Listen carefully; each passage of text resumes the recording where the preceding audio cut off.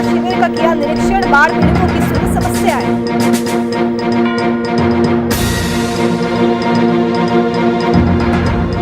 मोतिहारी में एएनएम और कार्यपालक सहायक ने किया प्रदर्शन, सरकार से बहाली की मांग, दर दर भटकने को मजबूर एएनएम।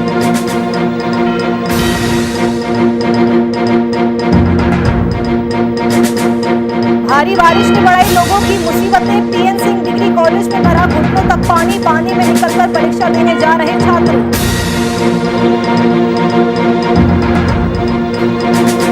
समस्तीपुर पुलिस को मिली बड़ी सफलता, पुलिस ने पूर्व मुखिया हत्याकांड का किया खुलासा, हत्या में शामिल 3 आरोपियों को पकड़ा।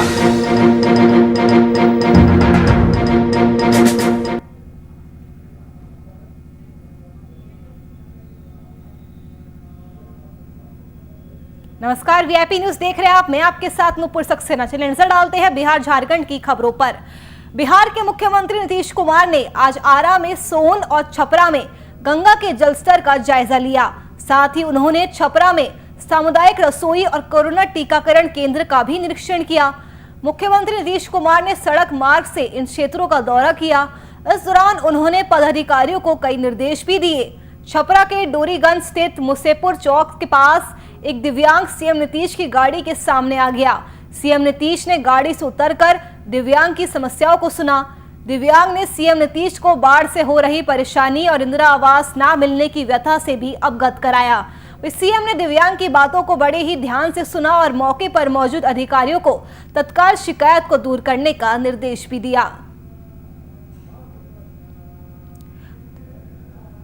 तो बिहार के सीएम नीतीश कुमार छपरा के मुसेपुर पहुंचे। सीएम ने बाढ़ शिविर का निरीक्षण किया। आपको बता दें कि इस मौके पर मुख्यमंत्री नीतीश कुमार ने बाढ़ पीड़िता की समस्याओं को बड़े ही गंभीरता के साथ सुना। वहीं इसी दौरान एक दिव्यांग सीएम नीतीश कुमार की गाड़ी के सामने आ गया, तो उसको देखकर सीएम नीतीश खुद गाड़ी से उतरे। उन्होंने दिव्यांग की समस्याओं को बड़े ध्यान से सुना। वहीं दिव्यांग ने सीएम नीतीश को बाढ़ से हो रही परेशानी और इंदिरा आवास न मिलने की परेशानी से अवगत कराया, जिसके बाद सीएम ने मौके पर मौजूद अधिकारियों को तत्काल शिकायत को दूर करने का निर्देश दिया। तो बिहार के कई जिले ऐसे हैं जो बाढ़ से प्रभावित है और अब CM Nitish Kumar action mode में आ गए हैं। बाढ़ के भयावह स्थिति है। सदर ब्लॉक में 7 पंचायत जो है बहुत खराब स्थिति में है। मुख्यमंत्री जी ने कहा कि जो भी व्यवस्था होगा हम करेंगे। हम लोग बोले कि कीमती और उसके बाद नाव सब चीज़ का राशन का व्यवस्था और 6-6 हज़ार जो मिलता है उसका भी व्यवस्था करने के लिए बोले कि सब कुछ भरपूर मात्रा में दिया जाए।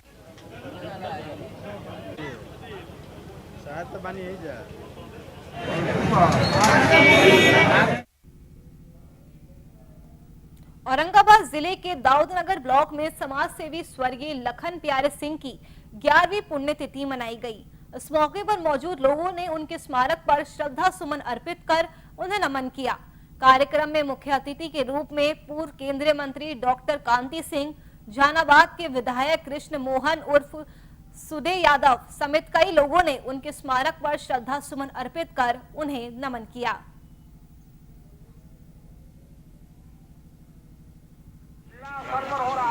मनस्यता और एक दूसरे के प्रति जो भावनाएं जो अभिव्यक्ति चली जाती है, कम से कम इनको देख करके ये तो जरूर जाएगा संदेश कि आपस में प्रेम भाईचारा से अगर रहिएगा तो समाज आपको आजीवन मिलेगा।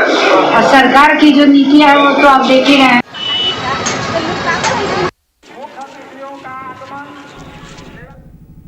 बिहार में एएनएम और कार्यपालक सहायक संघर्ष मोर्चा पूर्वी चंपारण के बैनर तले 1 दिवसीय धरना प्रदर्शन किया गया। प्रदर्शन करते हुए जिला अध्यक्ष स्मृति कुमारी सिंह ने कहा कि कोरोना की पहली लहर में कुछ समय के लिए बहाली की गई, जिसका सेवा विस्तार लगातार हो रहा है।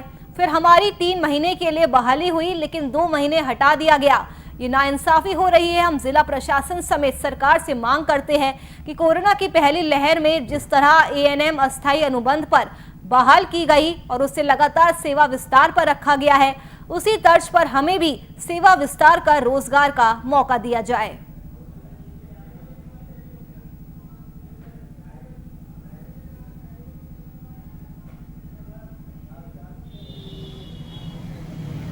परिवार सब छोड़ छाड़ के कोविड में जब एक दूसरे को कोई अपने घर में छूने के लिए तैयार नहीं था। उस समय भी हम लोग कोविड में काम किए, ये उम्मीद पर कि हम लोग की आगे बढ़ा दी जाएगी। 3 महीना ही नहीं रहेगा। हालांकि इसके पहले भी जब भी बहाली हुआ था, पिछला कोविड में भी बहाली हुआ, उन लोगों का विस्तार कर दिया गया, हम लोगों का विस्तार नहीं किया गया। 2 महीने पर ही हालांकि सरकार का कहना है कि 3 महीने का ही टेंडर था, जो कि 2 महीने में ही खत्म कर दिया गया।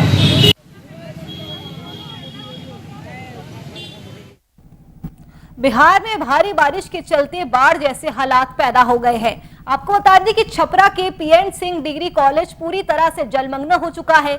कॉलेज के अंदर घुटनों तक पानी भरा हुआ है।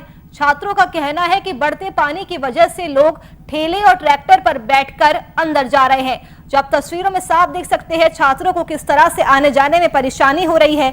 भारी बारिश ने कहीं ना कहीं इन छात्रों की परेशानी बढ़ा दी है। कॉलेज में घुटनों तक पानी भर चुका है और पानी में निकलकर छात्र परीक्षा देने को मजबूर है।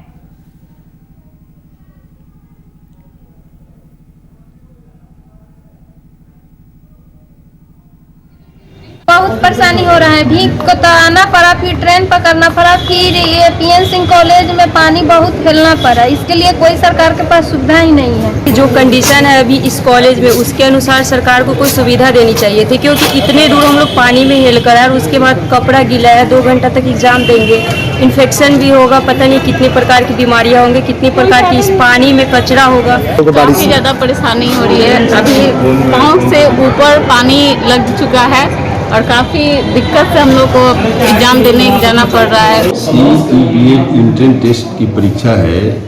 सरजू नदी का पानी बढ़ जाने की वजह से लड़कों को आने जाने में बहुत परेशानी हो रही है। इसके बावजूद भी हमने व्यवस्था किया है, 1-2 ठेला का व्यवस्था किया है और उस ठेला से लड़कों को जो नहीं आने लायक हैं लड़कियां, उनको पार कराने का काम हम लोग करते हैं। परेशानी तो है ये है, लेकिन परीक्षा सरकार का निर्देश है तो किसी भी स्थिति में हमको लेना है।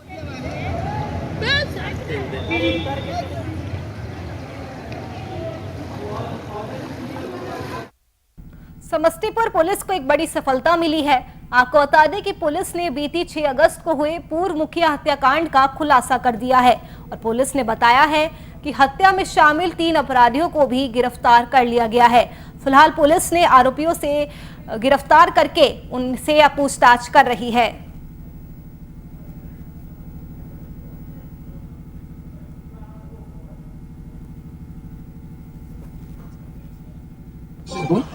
बकरी बुजुर्ग के पूर्व मुखिया शशिनाथ झा की हत्या हुई थी सुबह में 10 बजे। उस संबंध में महत्वपूर्ण उपलब्धि हासिल हुई है, जिसमें 3 अपराधी गिरफ्तार किए गए हैं। उनके पास से घटना में प्रयुक्त पिस्टल बरामद हो गया है। साथ ही 2 बाइक जो घटना में प्रयुक्त हुआ था वो दोनों बरामद है। इस पिस्टल को हम लोग FSL में भी भेजेंगे। जो खोखा बरामद हुआ उसके साथ मैचिंग कराई जाएगी और इस पूरी ट्रायल के तहत 3 अपराधियों की सजा भी कराई जाएगी।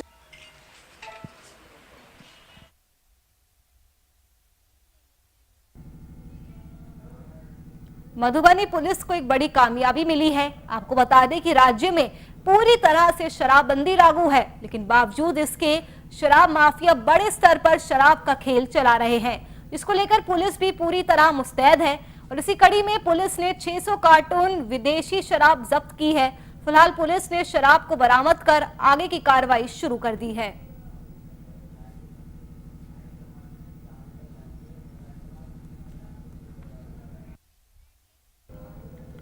तो बिहार में शराबबंदी लागू है, लेकिन उसके बावजूद भी शराब माफियों के हौसले बुलंद है। शराब माफिया बड़े स्तर पर शराब का खेल चला रहे हैं, लेकिन पुलिस भी पूरी तरह से इसको लेकर मुस्तैद है।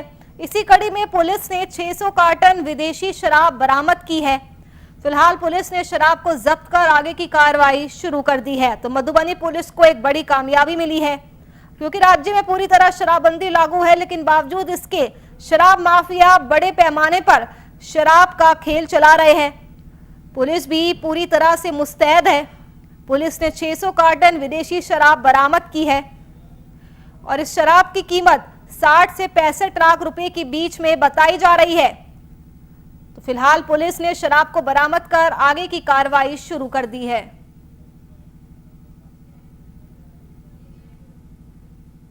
औरंगाबाद में मामूली कहासुनी को लेकर 2 पक्षों में मारपीट हो गई। इस घटना में 9 लोग गंभीर रूप से घायल हो गए और इस घटना की सूचना पुलिस को दी गई। घटनास्थल पर पहुंची पुलिस मामले को शांत कराने में लगी और आनन फानन में घायलों को नजदीकी अस्पताल में भर्ती कराया, जहां घायलों का इलाज अभी चल रहा है।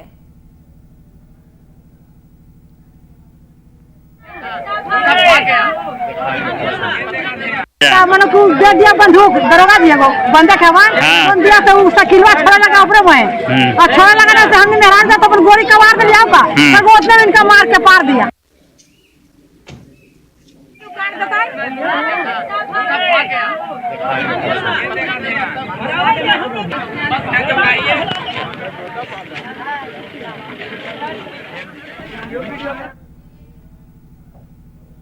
मनेर स्थित गंगा नदी के जलस्तर में लगातार बढ़ोतरी हो रही है, जिसके कारण दियारा के 6 पंचायतों के 2 दर्जन से ज्यादा गांव में बाढ़ का पानी घुस चुका है।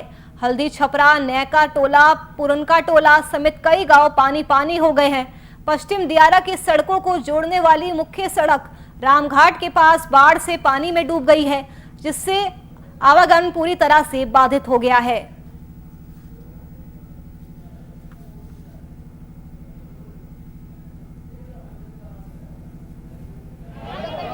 सर बहुत दिक्कत है, बहुत दिक्कत है। इतना दिक्कत में है कि बहुत आदमी कैसे खाएंगे, कैसे बाल बच्चा रहेगा, कैसे माल जाल रहेगा, बहुत दिक्कत है। पानी में हेल के कितना आदमी आएंगे जाएंगे, बहुत दिक्कत है। लोग 8 दिन से पानी में कैसे कैसे करके मनेरा रहे हैं और किसी नाव से कोई कैसे अपना जानवर के चारा के लिए, साग सब्जी के लिए हम लोग बहुत धार आने से बहुत क्षति में है। आने जाने का सुविधा भी बहुत दिक्कत से आते हैं।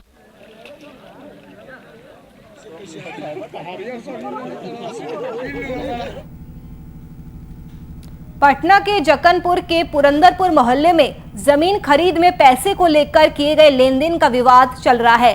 प्रिंस कुमार और राजीव कुमार के बीच विवाद चल रहा है। राजीव कुमार ने इसी कड़ी में बताया कि 1 साल पहले जमीन खरीदने को लेकर प्रिंस कुमार को 1 करोड़ 24 लाख रुपए दिए थे। बाद में जमीन ना खरीदने के एवज में प्रिंस कुमार को राजीव कुमार ने उनका पैसा लौटा दिया, मगर उसके बावजूद प्रिंस कुमार का कहना है कि राजीव ने उनका पैसा उन्हें नहीं लौटाया है। वही राजीव कुमार ने इस मामले में प्रिंस कुमार पर धोखाधड़ी का मामला दर्ज कराने को लेकर जगतपुर थाने की मदद लेने की कोशिश की, मगर राजीव कुमार का कहना है कि जक्कनपुर थाने के द्वारा उनका सहयोग नहीं किया जा रहा है और ना ही उनका मुकदमा दर्ज किया जा रहा है।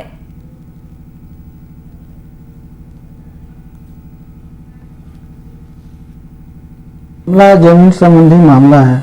हमने एक जमीन का एग्रीमेंट जो कि खुसरूपुर में कराया था 2019 में, तो उसमें हमने एक प्रिंस है जो कि उस समय हमारे पार्टनर के रूप में काम करने के लिए तैयार हुए थे और उसमें कुछ पैसा उन्होंने इन्वेस्ट किया था। 1 करोड़ रुपया उन्होंने मेरे अकाउंट में ट्रांसफ़र किया था और बोले कि मुझे पार्टनर आप बना लीजिए। हम तैयार हो गए। हम लोग का उस समय काम ठीक से भी चल रहा था, लेकिन कुछ दिनों के बाद वो बोले कि नहीं, हमको पार्टनर में काम नहीं करना है, आप नहीं होता है तो अंकल हमारा पैसा आप रिफंड कर दीजिए।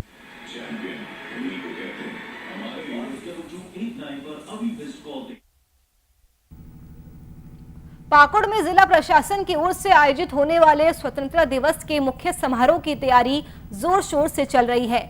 शुक्रवार को रानी ज्योतिर्मय स्टेडियम में परेड का अंतिम पूर्वाभ्यास हुआ और उपायुक्त वरुण रंजन और डीएसपी वैद्यनाथ प्रसाद ने निरीक्षण किया और परेड के निरीक्षण के बाद उपायुक्त ने तिरंगे को सलामी दी। इस दौरान उपायुक्त और डीएसपी ने मुख्य समारोह के कार्यक्रम को बेहतर बनाने के लिए परेड से संबंधित कई दिशा निर्देश भी दिए। आपको बताते चले कि आरजे स्टेडियम में होने वाली स्वतंत्रता दिवस समारोह में उपायुक्त ने बच्चे और 60 साल से ऊपर के लोगों से न आने की अपील भी की है।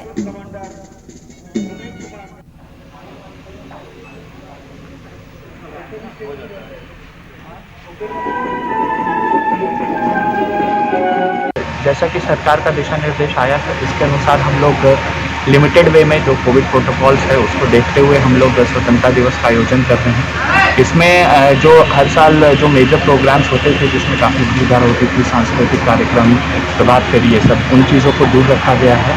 साथ ही निवेदन किया गया है कि जो बच्चे हैं और जो 60 साल से ज़्यादा उम्र के वृद्ध लोग हैं वो लोग इस कार्यक्रम में पार्टिसिपेट न।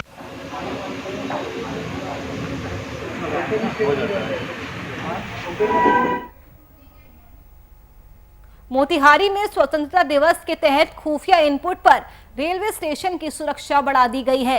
बापूधाम रेलवे स्टेशन के साथ कई ट्रेनों में सर्च अभियान चलाया जा रहा है। भारत नेपाल की खुली सीमा का जिला होने के कारण अनहोनी से बचने के लिए सुरक्षा और जांच बढ़ाई गई। रेलवे सुरक्षा बल के मंडल सुरक्षा आयुक्त अरविंद कुमार लाल के निर्देश पर स्वतंत्रता दिवस को लेकर बापूधाम रेलवे स्टेशन पर सुरक्षा बढ़ा दी गई है।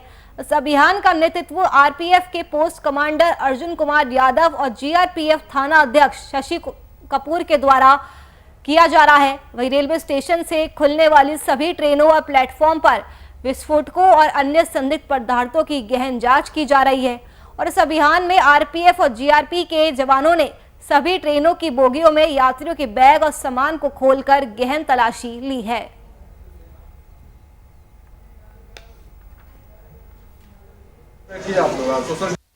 हाँ, अभी हम लोग सुरक्षात्मक दृष्टिकोण से तो हमेशा प्रोग्राम हम लोग चलाते रहते हैं, चेकिंग करते हैं यात्रियों का, संदिग्ध यात्रियों का और सामानों का।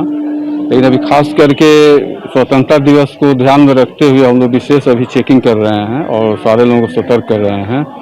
और खास करके नेपाल बॉर्डर से नज़दीक होने के कारण हम लोग और विशेष सतर्कता बरत रहे हैं और चेकिंग कर रहे हैं। और यात्रियों को खास करके और कोविड-19 को भी ध्यान में रखते हुए मास्क वगैरह लगाने के लिए भी जागरूक कर रहे हैं।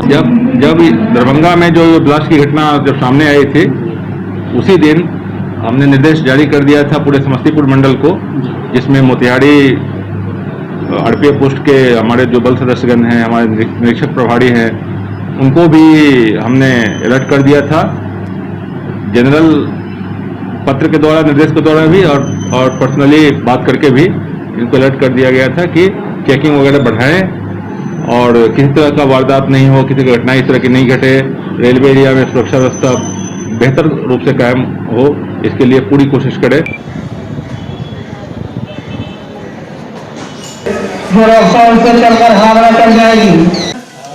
मास्क जरूरी है, मास्क लगा करके बैठिए आप लोग, सोशल डिस्टेंसिंग। मुंगेर जिले से 70 किलोमीटर दूर बने तारापुर प्रखंड के विषय पंचायत में करोड़ों रुपए खर्च कर पंचायत सरकारी भवन बनाया गया है। इसमें 5 पंचायतों को जोड़ा गया है ताकि इस भवन में 5 पंचायतों के मुखिया, तारापुर प्रखंड विकास पदाधिकारी और तारापुर के अंचल अधिकारी बैठकर ग्राम स्तर पर विकास कर सके और 5 पंचायत के ग्रामीणों को इसका फायदा भी मिले। वहीं ग्रामीणों की माने तो 6 साल पहले ये भवन बना है, यहाँ कोई नहीं आता है, ना कोई सरकारी कार्य या हो पाता है। हम लोगों को अगर जमीन की रसीद कटवाने या जमीन संबंधित दाखिल खारिज करवाना है तो तारापुर जाना पड़ता है। एक दिन के काम के लिए महीनों का समय लग जाता है।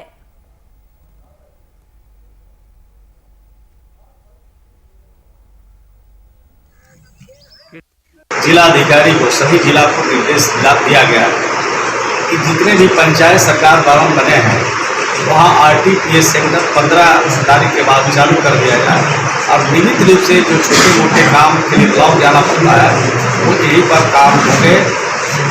इस तरह के काम करने का निर्देश सभी जिला अधिकारियों को दिया गया।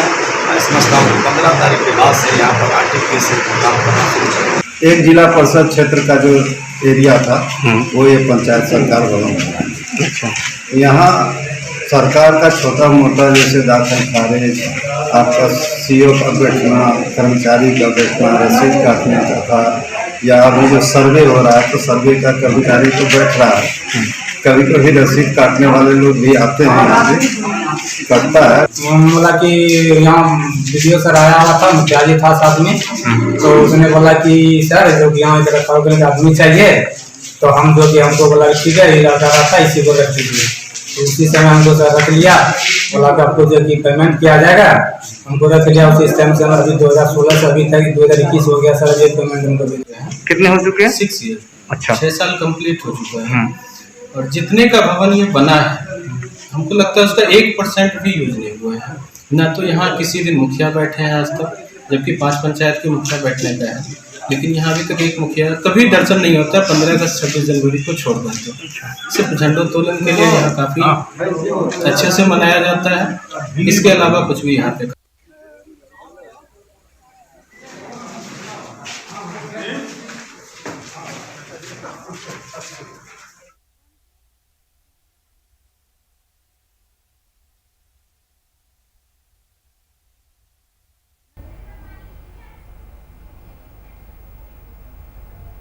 पूरा देश एक ओर बाढ़ का कहर झेल रहा है तो वहीं मुजफ्फरपुर में नगर निगम की लापरवाही की वजह से लोग जल जमाव की समस्या झेलने को मजबूर है।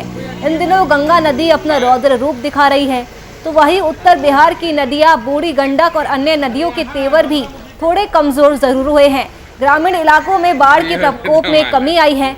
वहीं शहरी इलाकों की बात करें तो वहां भी बरसात के पानी से लोगों का जीना मुश्किल हो चुका है। पूरे शहर में बरसात की वजह से जल जमाव की समस्या हो चुकी है। लोगों को घरों से निकलने के लिए भी तालाब बनी सड़कों से गुजरना उनकी मजबूरी बन चुकी है। जिला अधिकारी कार्यालय, सदर अस्पताल हो या मंदिर, सभी जलमग्न हो चुके हैं। शहर के सबसे प्रसिद्ध मंदिर बंगलामुखी मंदिर के परिसर में भी बरसात और नाले का पानी घुस चुका है। ऐसे में लोग नगर निगम को कोस रहे हैं। वहीं कल रात से हुई बरसात ने पूरे शहर को झील में तब्दील करके रख दिया है।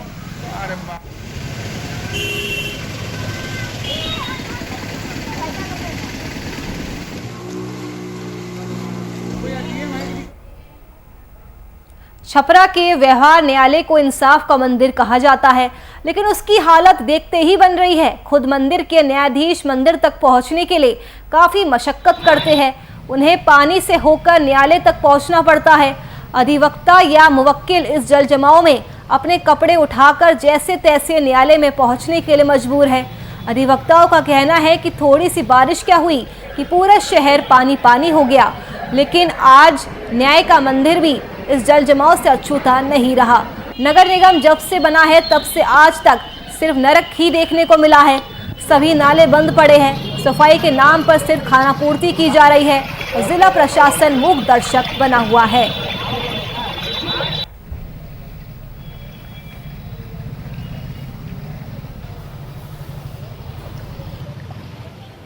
अब पहले तो कोरोना को लेके हम लोग परेशान थे, न्यायालय का काम ठप था। अब कुछ कोरोना काल में काम समाप्त हुआ और कुछ काम स्टार्ट न्यायालय में हुआ, तो अभी बरसात परेशानी का कारण हो गया है और बरसात के कारण पूरे न्यायालय परिसर में जल जमाव की स्थिति है। एक न्यायालय से दूसरे न्यायालय जाना भी बहुत मुश्किल हो गया है और पूरे शहर में जो जल जमाव लगा हुआ है, इससे देहात से आने वाले या शहर के भी मौकिल न्यायालय नहीं आ पा रहे हैं।